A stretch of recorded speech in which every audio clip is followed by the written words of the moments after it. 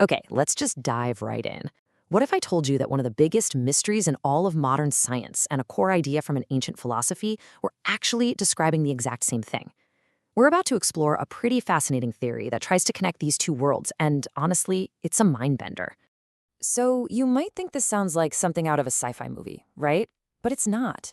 This is the reality that cosmologies deal with every single day.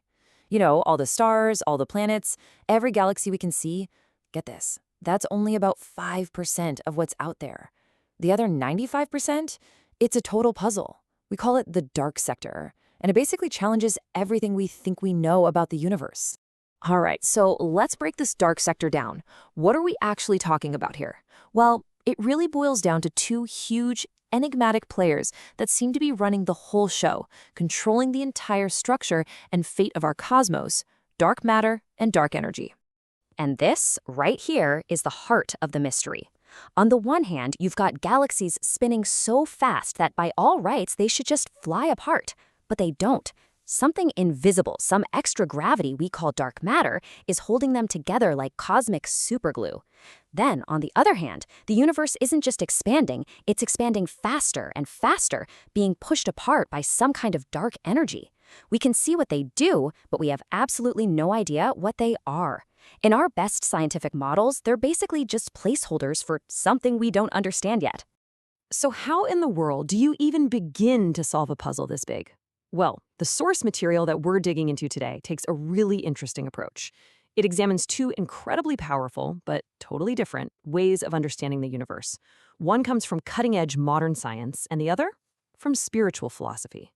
So in one corner, we've got the standard model of cosmology, the Lambda CDM model, championed by scientists like P.J.E. Peebles. Think of it like a cosmic recipe book. It says the universe is made of a few separate ingredients. You've got your regular matter, a big scoop of dark matter, and a huge dose of dark energy. But in the other corner, we have this philosophical concept from Vethathari Maharishi called Suttavili, or absolute space. And this view is the complete opposite. It says, nope, it's not a bunch of separate ingredients. It suggests everything, all matter, all energy, the whole shebang, comes from one single unified source. And this is where things get really, really interesting. The material we're looking at asks a brilliant question. What if we stop treating these two ideas like they're in conflict? What if instead we try to build a bridge between them? What if they're not separate ideas at all, but just two different languages trying to describe the very same cosmic truth? So to even start building that bridge, we have to wrap our heads around this idea of absolute space. Now, the number one thing to get is this. In this view, space is not empty. It's not a void. It's an active fundamental field. The philosophy calls it a divine fluid, but you can just think of it as the ultimate source code of the universe. And here's its most important feature. It has this built-in power to compress itself, creating a constant universal pressure. So how does this actually work? Well, it's surprisingly simple. Step 1. This absolute space is always, constantly squeezing itself. Step 2. That constant squeezing creates a universal surrounding pressure, kind of pushing in from all directions, everywhere. And now for the really mind-blowing part. Step 3.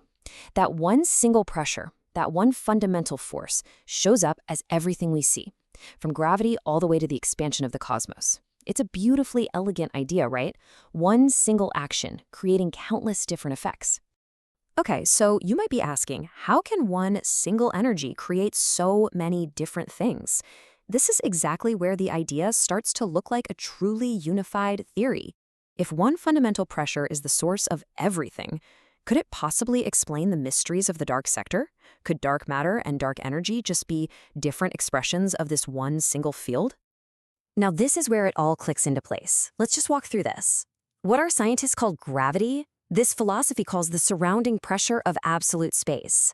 What we call dark matter, that invisible glue holding galaxies together, is just a more intense, more focused version of that very same pressure.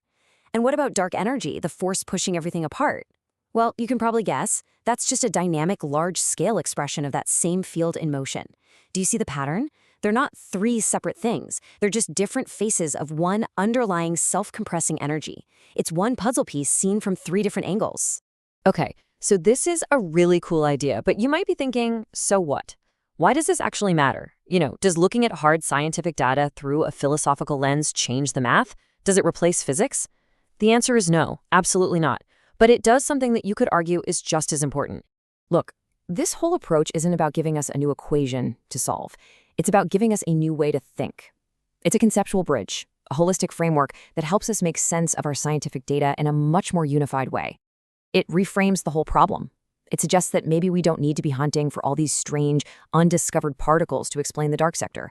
Maybe, just maybe, we just need to better understand the nature of space itself. Not as an emptiness, but as a single, dynamic, self-compressive field. So, ultimately, this perspective suggests that science, with all its data and equations, and philosophy, with its big-picture concepts, aren't actually in opposition. They might just be two different languages trying to tell the same epic story of our universe.